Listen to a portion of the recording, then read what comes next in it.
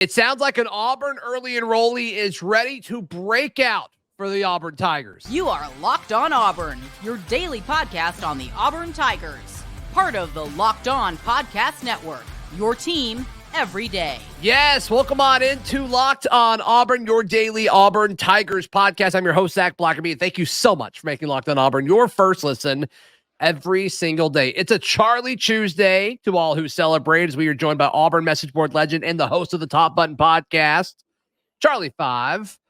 And, man, we'll talk about Ryan Williams. We'll talk about who I think is the hire of the offseason for this Auburn coaching staff. But first, man, everybody I talk to within the program, they can't stop talking about Bryce Cain, the early enrollee, the true freshman wide receiver, part of the Freeze 4/Freeze 5. More on that later, of course. But seriously, everything about this guy, whether it was talking to folks about his participation in the bowl practice, to how he excels in workouts, saw Cole Pinkston at On 3 drop a note about him on their message board yesterday. So everybody I talked to, Charlie5, gushes over Bryce Cain. It's a good sign early in his career. Totally. I mean, how big is it that you get a guy like that to come and he's able to not just enroll early and go through spring, but he's going through bowl practices. Like I feel like that's very rare. And then not only that, but you step out and you're like turning heads, and you're a small guy too. Like that's another thing. I felt like Bryce, even though I think you could argue he may be the second best wide receiver in the class. I feel like based off of production and overall skill set and whatnot. But even still, the size, you feel like he's going to have at least a year and a half to 2 to be able to sort of adjust and fit in SEC football. But he's already coming out, and like you said, it's unanimous. There's no argument whatsoever that this kid is just unbelievable and turning heads. And I mean, man, spring's going to be fun. That seeing him on A-Day is going to be a lot of fun. Like he's quick. He's got unbelievable hands, and he's here turning hand. He's working hard. He's wanting to play. Like he's not coming here to, patty cake and hang out for a couple of years and get a check. Like he's here to play. Yeah. And that's what I love about him the most. Yeah, no question. He kind of committed early in the process. We were very excited. And then all these other huge named wide receivers came in, and Bryce Cain's like, I'm still good. I'm still confident in my abilities to get a shot. I'm glad these guys are playing next to me and going to draw coverage. We're all going to work together. And that was always his mindset when some other people would have bounced. And I think that's valuable too. But it's just, not only is it the execution, but it sounds like Bryce Cain's mindset and approach to everything, whether it's reps in practice, whether it's communicating with teammates about scheme or learning the playbook, and, is drinking through a fire hose early. Man, I got something in my eye. I'm so sorry. I'm not winking at you, Charlie5. But I think when you look at everything about it, man, this is really bad. You gotta play through it. Bryce Cain would. What would Bryce do? What would Bryce do? If he has something in his eye right now, he would still catch the football. That's all I'm saying. First day of practice, they were on the indoor facility, and some of that rubber turf stuff got in his eye, and he had 5 catches for 100 yards. Yeah, that's the only thing. Finish the show. That's right. Finishing the rep, finishing the show for you. No, but his approach to everything, if he gets something in his eye, he doesn't care. It's still very focused. It's very intense. And to me, that's stuff that you can't really teach. And so we may have more of a battle at the slot position than some folks may have originally realized, myself included. Jay Fair versus Bryce Cain this spring. Sign me up for that. Jay better clock in and come ready to work. Because, I think he will. And I do too. I think he's that kind of guy. I think he's the kind of guy that sort of relishes this type of competition. Right. But it's only going to make him better. And that's a pretty good little 1-2 punch in the slot. I'm sure I'm booging, I'm sure I'm a homer, but I feel like that's a pretty good little 1-2 punch rotation right there. You got the seasoned veteran who's sort of he's been there, he's been working hard, and he's kind of been the only really reliable guy. Definitely the only one that's left, but one of the only reliable guys in that room. And now you get to add him and Bryce together. I mean, I think that's a pretty solid little 1-2 punch. Yeah, I can't wait to see how they use Bryce Kane. We're assuming the slot, and after he committed, that's kind of how we talked about what the recruiting pitch was, is they see me as a slot and can get me to the NFL and all that, which is probably true. It's probably true. But his high school tape, and admittedly, I've watched more of his junior tape than his senior tape, but they played him outside a bunch. Yeah. And I don't think he's going to do that at the college level. I could be wrong, but I'd be a little surprised if we saw him out there consistently. And so is there a bit of a transition in that? That is something worth monitoring. But this guy seems so coachable. So coachable.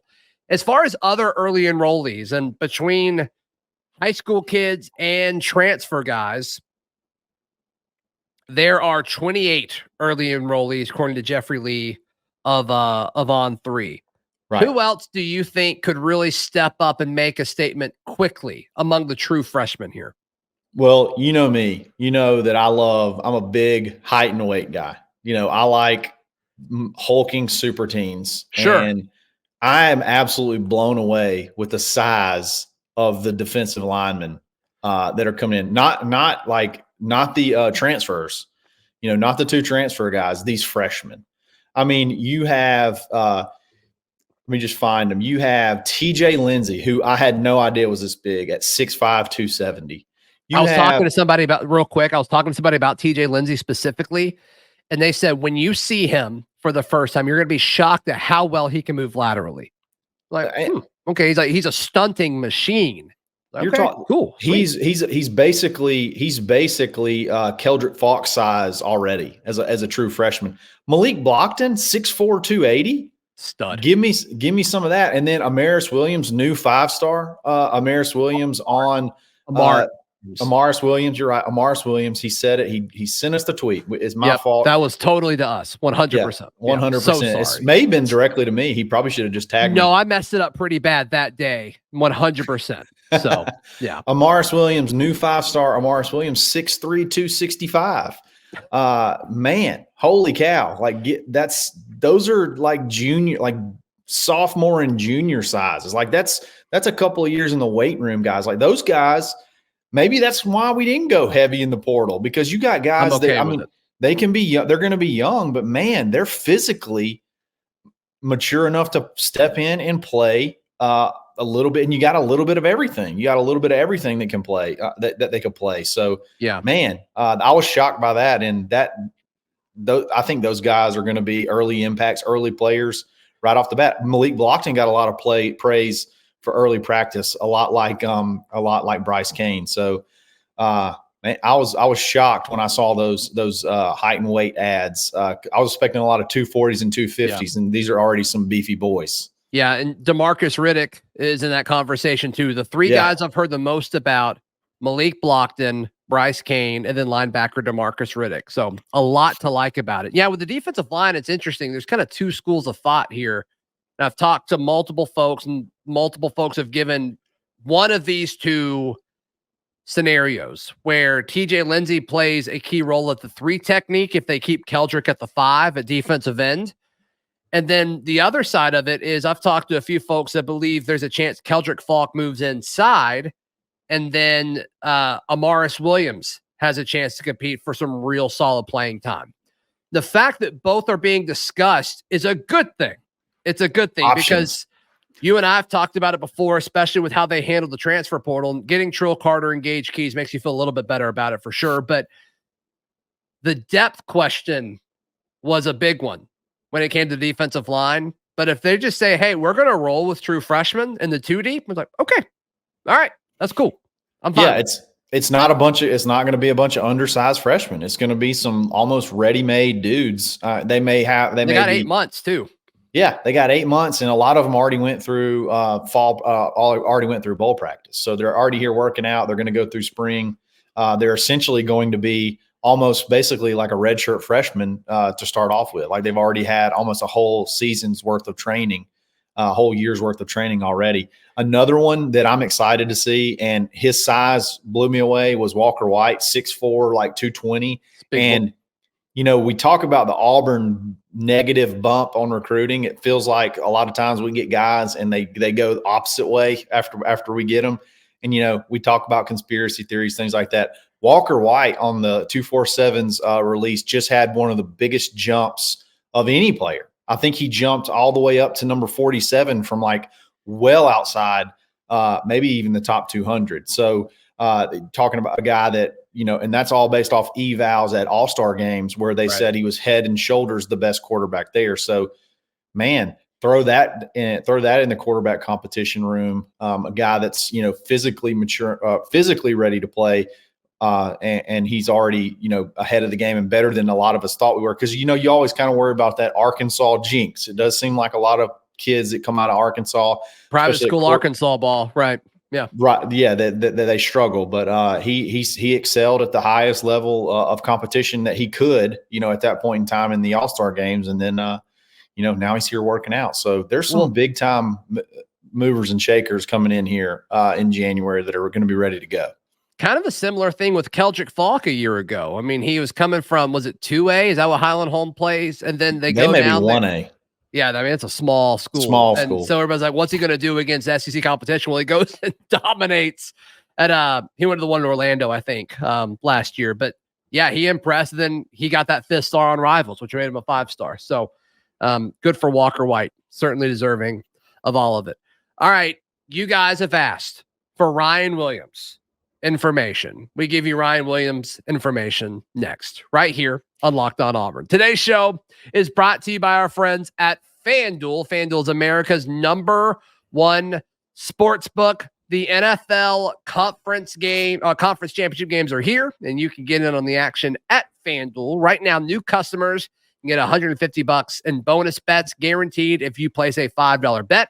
That's $150 in bonus bets, win or lose. Also, your Auburn Tigers right now, you can bet the team to win the SEC regular season championship. The Auburn Tigers are now the favorite. Nobody freak out. But go ahead and put some money on those Auburn Tigers. The app's easy to use. There's so many things you can wager on. So visit FanDuel.com/lockedon and make your first bet a layup. FanDuel, the official sports betting partner of the NFL and the Locked On Podcast Network. Happy Charlie Tuesday to all who celebrate. Auburn Message Board Legend Charlie5 hanging out with us. Ryan Williams continues to be the talk of Auburn recruiting, despite Auburn having several 2025 guys in. Still visiting places. He visited Alabama. Which he said he would. Yeah, which he said he would. That was always part of the plan. And some people are overreacting about some of the comments that he made to media afterwards. You're not in that boat, and I'm not in that boat either. No, I think some of the biggest things that I always you just got way louder, just way louder. Good. I guess because I feel ferociously excited about Ryan. Yeah, okay. That's the book volume coming out. No, I for one, I've heard nothing yet that's made me feel any less confident, any less any more concerned about Ryan, because there's nothing that he's done that he's said he wouldn't do when he decommitted. We're still getting the last visit. Now, if we don't get that last visit, I'd get worried. But another thing, this is kind of funny. Like when he was all the Instagram lives and things like that, when he was at Alabama, you notice it's always Jalen Mbakwe that's talking about, oh, Ryan's going to be here. It's never Ryan saying it. It's kind of like, I'm trying to think of a good metaphor, but it's like someone that's not real sure, but he just has to keep making themselves feel confident about it. That's the way it always feels like with me. It's always Jalen that you hear.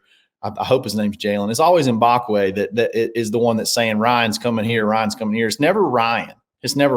So, they did an exit interview and he basically said, I have no, in other words, this didn't do anything. This didn't change anything. I'm still going to take my visits. Yeah, I'm glad I got to meet DeBoer. I got to, build a little bit of relationship there. But, I'm hoping that, I get to, things come a little clearer or I have a little bit of a better hint later on. I mean, he's playing the game. He's playing the game. He's going to go on his visit. He's going to Texas this weekend.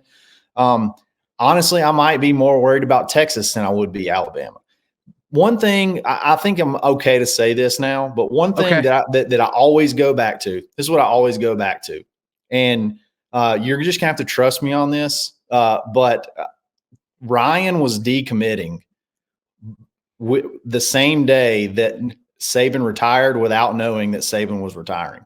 That was happening regardless. Those two he was actually shocked, from what I understand, that Saban retired, because those two things had nothing to do with each other. So every time he was decommitting from Nick Saban without even knowing that Nick Saban was retiring. So the fact that it would blow my mind. It would absolutely blow my mind if he ends up at Alabama under this new staff with people that he has no idea who they are. So that would absolutely blow. I have no concerns until that visit.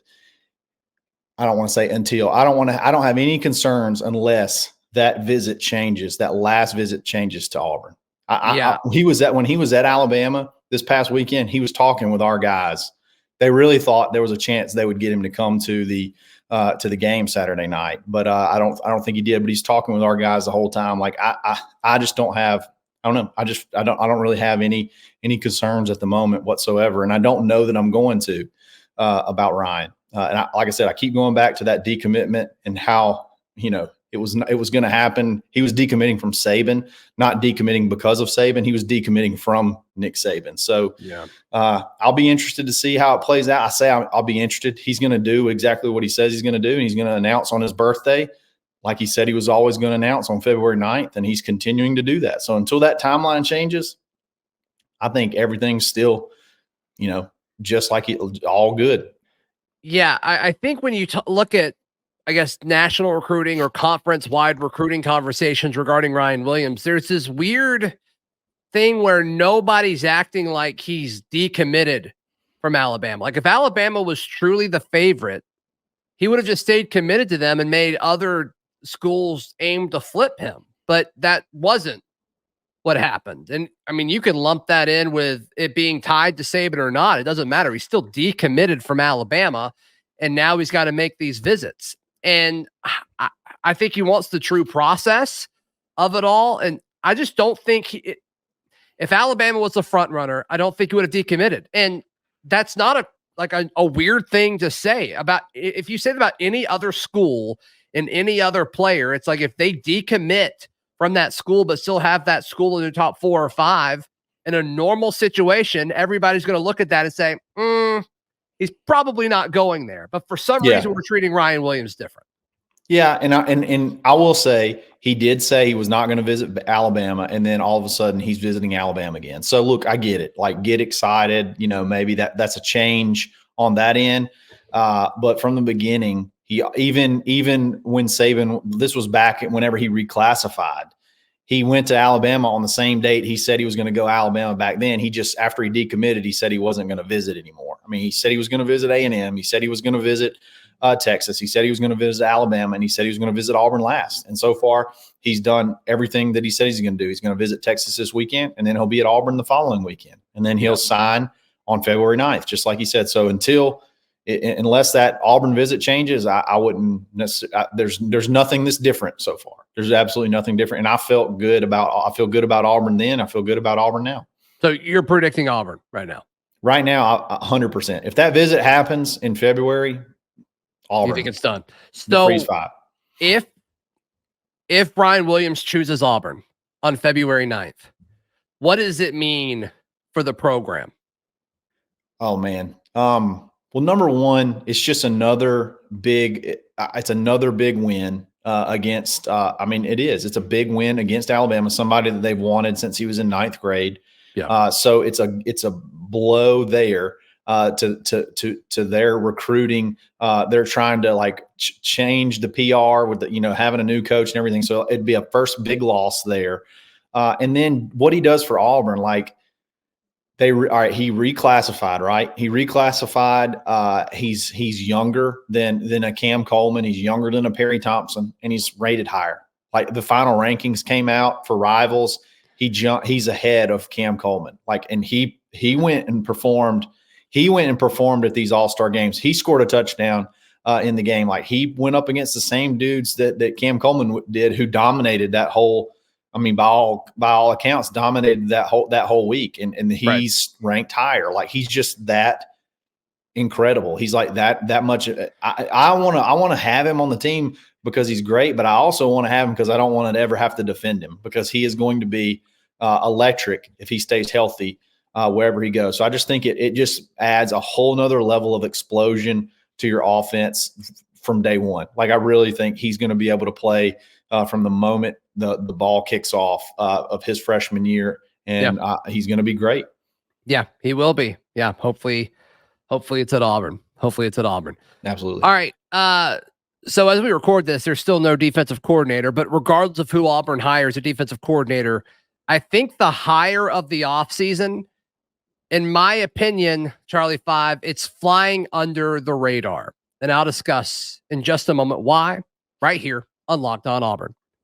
Want to thank you so much for making Locked On Auburn your first listen every single day. Charlie5, I think the hire that Auburn made this offseason that's flying under the radar, I think it's the best hire of all the new coaching staff changes. It's Kent Austin. Promoting Kent Austin to quarterbacks coach, I think, is an incredible move that has flown under the radar tremendously, because all the focus has been on the two coordinators, rightfully so. But everybody I talk to about what Kent Austin does and his mind and his ability to connect with people, Kent Austin is that guy. And his ability to communicate what he's thinking as far as scheme and as a teacher and as a coach, I think at a place like Auburn, where these offenses over the last decade, it always seems like we could get more out of our quarterbacks that we just never have really been able to, really, I guess, since Nick Marshall, maybe. And I think Kent Austin can help fix that with Hugh Freeze's scheme and his play calling and his trust in Kent Austin and Kent Austin's time to spend more one-on-one time with quarterbacks every day in practice and in the film room. I think this is going to make a major leap forward. And look, if Auburn has a better offense this year, a lot of it's going to go to Hugh Freeze, and rightfully so. It should. He's the head coach. But if Peyton Thorne or whoever starts at quarterback for Auburn in 2024 takes a big step forward, I think Kent Austin will deserve a lot of credit. I don't think he'll get a lot of credit, but I think he'll be deserving of it. Sure. And I get it. I look at it this way with Kent, and it's kind of goes along the lines of what you're talking about. Take the three coaches that you had last season. You had offensive coaches. You had Hugh, you had Cadillac, and you had Philip Montgomery. That was your guys coaching your running backs, and that was your offensive coordinator, and that was your guys coaching your quarterbacks. Okay, I think when you take Derek Nix and you take Kent Austin, and what it allows those two guys allow Hugh Freeze to be able to do with the offense and still be able to recruit. Yes. I look at it like a combo almost. I like, because I think, Kent Austin was the offensive coordinator for Hugh at Liberty, so he knows how Hugh wants the game plan. Okay, so it's not Philip Montgomery trying to learn what Hugh Freeze wants him to do, or vice versa, or Hugh trying to figure out what Monty wants to do. Now it's Kent doing what he knows Hugh wants to do, which allows him to be able to recruit, which allows him to be able to be comfortable going into a game, know that it's game plan the same way that he wants it to be game plan. And the same thing goes with Derek Nix. Now you got two of those guys. Like, you got two of those guys that know exactly how you like the offense to run, how you like your practices run, how you like your game plan to be done. And it allows you to be able to step into that play caller role, step into that game plan role, but still have a little bit of freedom to be able to still go and pump the trail like he's been doing, because he is the best recruiter, he is the best recruiter of this whole staff. So there's no really debating that. And that's why I like the Kent. That's why the big reason why I like the Kent Austin hire is not so much of what he brings, but what he allows, what him being there will free up Hugh to be able to still do his recruiting like he's doing, and be able to help with the offensive game planning. So that I agree. I think it's a big hire, not just necessarily because of that Kent Austin just brings this whole new dynamic, because he was kind of already coaching the quarterbacks a little bit anyway, sure, as an analyst, but him being in that driver's seat of being able to help Hugh game plan the way Hugh wants to game plan, and not Hugh game planning with Philip Montgomery, or Philip Montgomery game planning with Hugh. It's doing it the way Hugh wants to do it. And that's the way he's always been successful, doing it the way he wants to do it. And now he's got two guys that can do it that way, and two guys, or at least one, Derek Nix, who can recruit like crazy, and Hugh still be able to recruit like he was. I said it's like you go from having one recruiter in Hugh to now you almost have two full-time recruiters. You got about, I would say, when you take the work that both of them will have to do off the trail, you got Hugh probably at 80% now, 75%, and Derek Nix at 75 or 80%. Now you got a little over 1.5 full-time recruiters on the staff because of what Kent Austin is going to be able to free them up to be able to do. So I'm pumped. I'm with you. I think it's a huge hire for a lot of reasons, but one, it allows Hugh to still be able to recruit like crazy and then do what he's got to do on the recruiting trail. Yeah, I also like the dynamic of having a full-time quarterbacks coach that's not the play caller. And we didn't really have that a year ago. I can't really explain why. I think they should be involved in the game planning because they know, hey, I worked with Peyton a lot. He's really been liking this pattern, or against this scheme, he really likes to go to this guy. And you incorporate that into the game plan. But I don't think you should necessarily be calling plays, because then I think that could be too much of a part of your thought process. And some of that, it's kind of what you see more at the NFL level. You've got a quarterback's coach than a play caller. I think that's by design. I think that's for a reason. So Ken Austin, I think it's a huge hire. I think it's been flying under the radar. Charlie5, how can people check out everything you've got going on? Absolutely. Find me on Twitter at _Charlie_5 in the Locked On Auburn Discord every single day.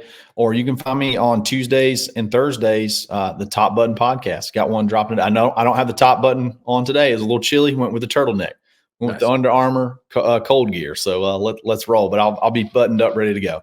Yep. You can find the Top Button Podcast wherever you get your podcast on audio form, or you can subscribe to it on YouTube under the Auburn Daily YouTube page. Read all my written work at auburndaily.com, and we will see you tomorrow. This has been Locked On Auburn.